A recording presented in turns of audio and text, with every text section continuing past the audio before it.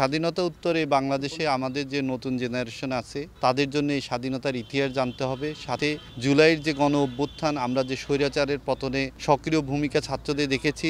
আশা করি দুইটি সংগ্রামের যৌথ ইস্তেহারে আমরা আমাদের দেশটাকে এগিয়ে নিতে পারবো।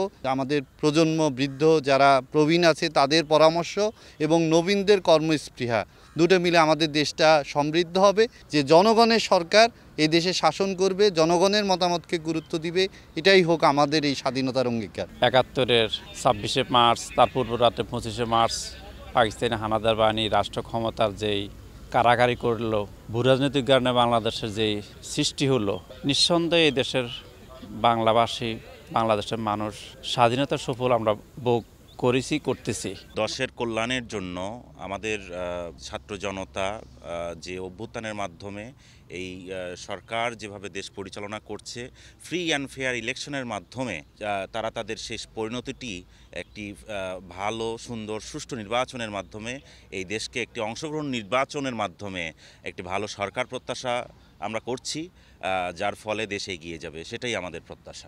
উৎসবের খুশি হবে নগদে বেশি, কারণ ঘন্টায় ঘন্টায় আছে গিফট জেতার সুযোগ।